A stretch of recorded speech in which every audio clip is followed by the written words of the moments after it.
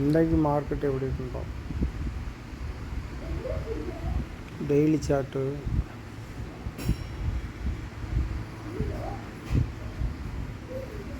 Market திரும்பிடுச்சு, விக்கடிச்சு திரும்பிட்டான்.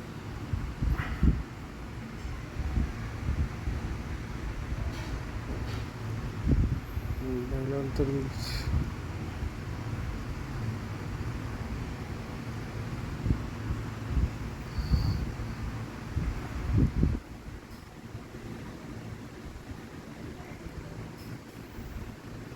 Second ரெசிஷன்லேருந்து திரும்பினா கீழே போகிறக்கும் வாய்ப்பு இருக்குது.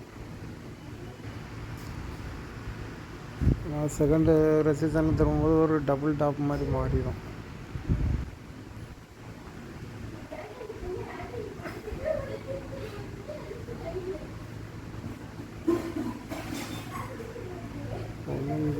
இங்கே வந்து திரும்பணும், இங்கே வரை வந்துடுவோம். ஆனால் அங்கே ஒரு டபுள் டாப் மாதிரி உருவாயிடுச்சு. இந்த பையர் ஓப்பனுக்குள்ளே போகலை, மேலே ரிஜெக்ட் ஆகி தான் திரும்புது. நல்ல செல்லிங் ப்ரெஷரோடு தான் இருக்குது.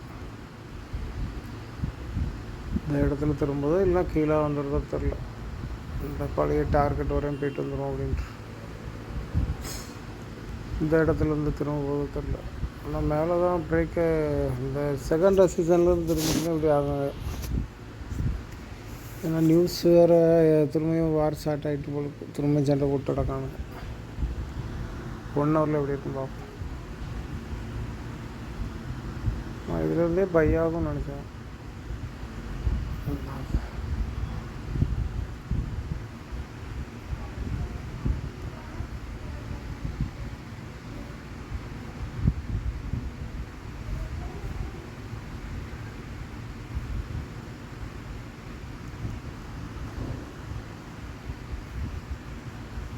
இதுலேருந்தே பையாகி போயிடுவான்னு நினச்சேன். ஏன்னா இது ஒரு செல்லர் ஓப்பன் இருக்கான பையாகுது, அப்படி போயிடுவான்னு பார்த்தா திரும்ப கீழே பிரேக் ஆகிடுச்சு. கீழே பிரேக் ஆகுதுனால இது மேலே வருதுன்னு நினைக்கக்கூடாது. மேலே வந்து இதில் இருந்தாலும் திரும்பிடும். ட்ரெண்ட் லைனில் கீழே பிரேக் ஆகிடுச்சு. இன்னும் கீழே தான் இறங்கும். மேலே போய் ஒரு ரீடெஸ்ட் எடுத்துகிட்டு இன்னும் நாளைக்கு கீழே தான் இறங்குவோம். இந்த இடத்துல ஒரு பை ஆகிற வாய்ப்பு இருக்குது. இதை பிரேக் பண்ணிச்சுன்னா நிறைய கீழே ஓடி வந்துடும். இவ்வளோ தூரம் வந்துடுவான். இந்த ட்ரெண்ட் லைனை பிரேக் பண்ணால் மட்டும்தான் மேலே போயிருக்கும். இது ஒரு ட்ரெண்ட் லைனாக டெய்லியில் இது பிரேக் பண்ணால் அப்படியே மேலே போயிருக்கும். அவன் பிரேக் பண்ணாமல் கீழே இறங்கிச்சு. நான் கரெக்டாக செகண்ட் ரெசிஷன்லேயே வந்து திரும்பிடுச்சு. நான் எப்படி பிரேக் ஆகி போயிடுவோன்னு நினச்சேன். அதுக்குள்ளே அங்கே ஒரு நியூஸ் வந்துச்சு, கரெக்டாக அந்த இடத்துலையே போய் திரும்பிடுச்சு. 5 மினிட்டில் எப்படி இருக்குன்னு பார்ப்போம்.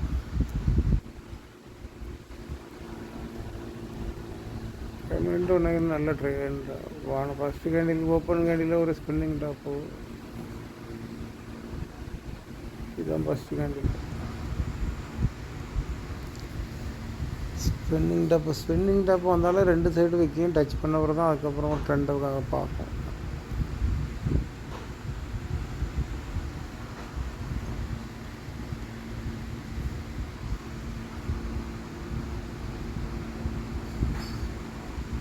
ஃபஸ்ட்டு இப்படி லைன் போட்டு வச்சுக்கிடணும். ஸ்பின்னிங் டாப்பு ஃபுல்லாக ஏமாற்றும்.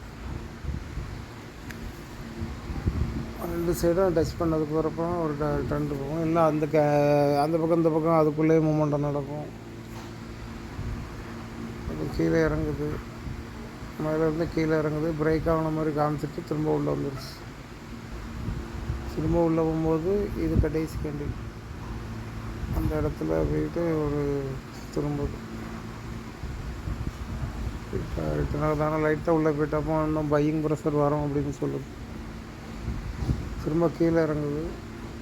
இந்த இடம் திரும்பணும். இதுக்கு கடைசியாக இவன் அங்கே தான் இருக்கான். இந்த கேண்டிலுக்கு திரும்புது. இதில் கரெக்டாக பை ஆகி போகுது, மேலே போய்ட்டு தான் ரிட்டர்ன் ஆகும். திரும்ப அங்கே ஒரு லைன் இருக்குது. இங்கெல்லாம் அந்த விக்கிலாம் கொஞ்சம் பிரேக்காக கொஞ்சம் கஷ்டப்படும் மார்க்கெட்டு. அவ்வளோ இடத்தையும் அதை பிரேக் பண்ணி மேலே போய் திரும்ப ஒரு பிரேக்கு க்ரீன் கேண்டில் வந்து அதை பிரேக்கு பண்ணி ஒரு ரெட் கேண்டில் வந்து அதை பிரேக் பண்ணி மேலே போகணும். அப்போ தான் ட்ரெண்டு மேலே போகும். இந்த மாதிரி பிரேக் ஆகிட்டுன்னு நினச்சிட்டோன்னா திரும்ப உள்ளே ஓடி வந்துட்டுனா திரும்ப கீழே வந்துடும். இந்த மாதிரி ஃபுல்லாக நடக்கும். இங்கே இந்த விக்கெட் கீழே இங்கே பிரேக் பண்ணுது, மேலே அந்த விக்கெட் மேலே பிரேக் பண்ணுது.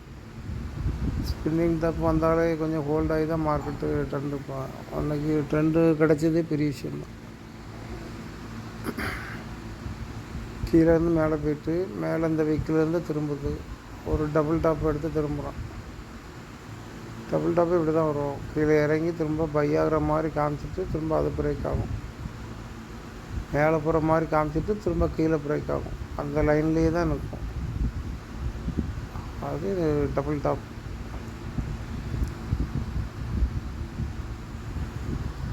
ஒரு ஸ்ட்ராங் பாடி வந்துட்டாலே அதுக்கப்புறம் அந்த இதை பிரேக் பண்ணி மேலே போகலன்னா கீழே தான் இறக்கும். நம்ம இந்த லெவலில் கரெக்டாக இருக்கும், கீழே இறங்கும். இந்த மாதிரி தான் டபுள் டாப் உருவாகும். இது உருவான பிறகு ஈஸியான என்ட்ரி எடுத்துடலாம்.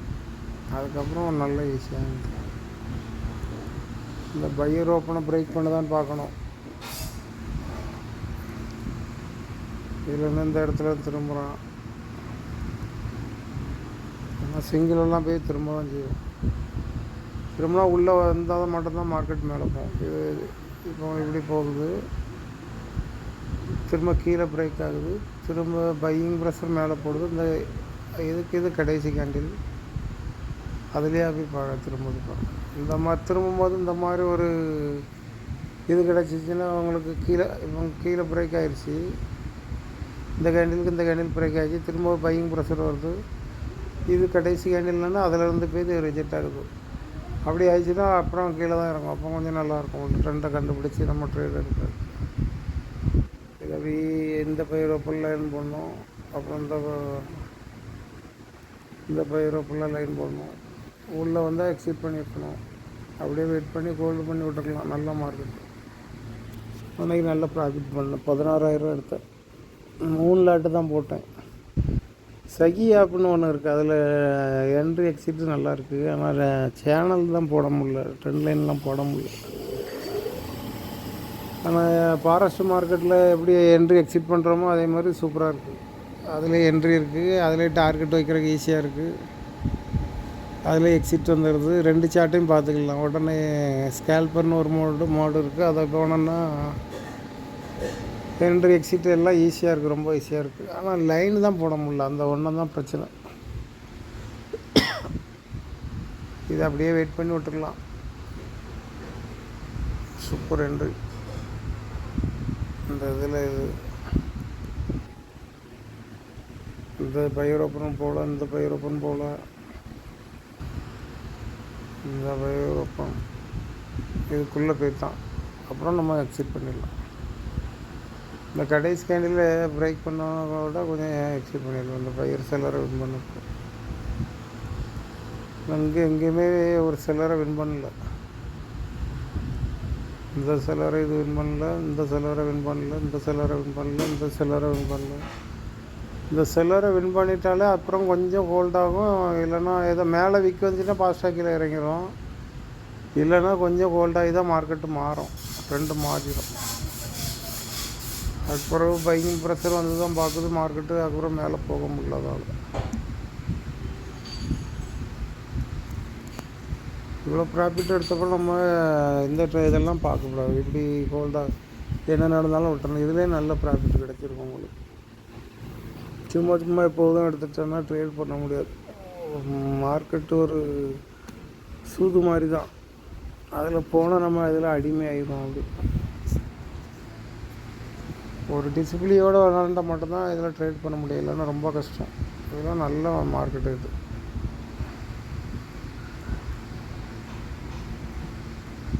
இதுக்கு நல்ல பாயிண்ட் கிடச்சிடும்.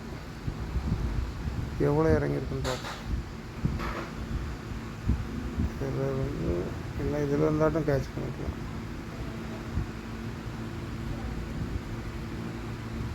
போட்டுக்கலாம்.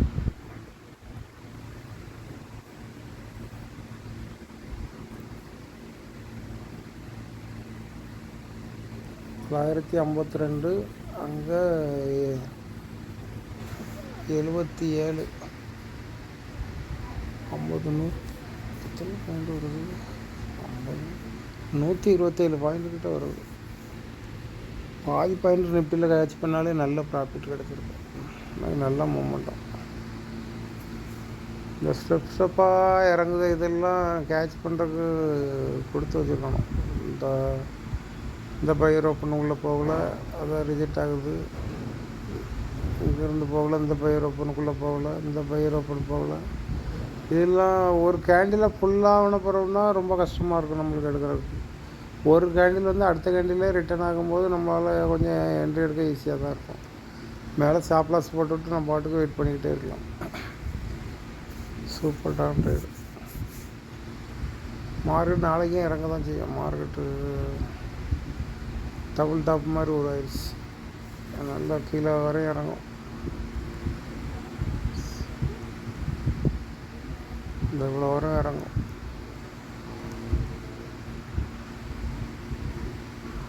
ஏதாட்டும் நியூஸ் இருந்தால் தான் மாறும், இல்லைன்னா அப்படியே இவ்வளோ தூரம் இறங்கிறேன். நாங்கள் ஒரே திரும்பியும் சண்டை போட ஆரம்பிச்சிட்டாங்கன்னு நினைக்கிறேன். அதனால் கொஞ்சம் மார்க்கெட்டு இறங்கத்தான் செய்யும். அப்படின்னு நினச்சி எடுக்காங்க. மார்க்கெட் இறங்க தான் போகுது அப்படின்னு நினச்சி எடுக்காங்க. 5 மினிட்ல என்ன நடக்குதோ அதை மாதிரி பார்த்து எடுங்க. இல்லைன்னா ஒரு நாள் ஹோல்ட் ஆகிட்டனாலே நம்ம கீழே இறங்க போகுதுன்னு பெரிய லாஸில் கொண்டு போட்டுறோம் நம்மளை. அந்த இடத்துல என்ன நடக்குதோ அதை மட்டும் பார்த்து எடுங்க. அது உங்களுக்கு கொஞ்சம் ஈஸியாக இருக்கும். அன்றைக்கி நடக்கிற மூமெண்டத்தில் 5 மினிட்ல எங்கே எந்த பக்கம் பிரேக் ஆகுதுன்னு பார்த்து அப்படியே என்ட்ரி எடுங்க. ஈஸியாக இருக்கும். இல்லைன்னா அங்கே அந்த பக்கம் இறங்குமா அந்த பக்கம் இறங்குமா நியூஸை பார்த்து அதெல்லாம் பார்த்து குழம்பி நம்மளுக்கு நாமே ப்ரெஷரை ஏற்றிட்டு அதில் போய் ட்ரேட் எடுக்கும்போது அப்போ ஒரு ப்ரெஷர் வரும். அதோட நம்ம காலி, பணமும் காலி, ஆளும் காலி ஆகிடும். பொறுமையாக அன்றைக்கி நடக்கிற மூமெண்டத்தில் எதாட்டம் தெரிஞ்சால் ட்ரேட் வந்துச்சுன்னா ஒரு 5 மினிட்ல கொஞ்சோண்டு ப்ராஃபிட் பண்ணிவிட்டு அதை விட்டு அப்படியே நவுண்டுருங்க. நாமளும் சேஃபாக இருப்போம், பணமும் சேஃபாக இருக்கும். சரி, பார்த்து அப்படியே ட்ரேடுங்க.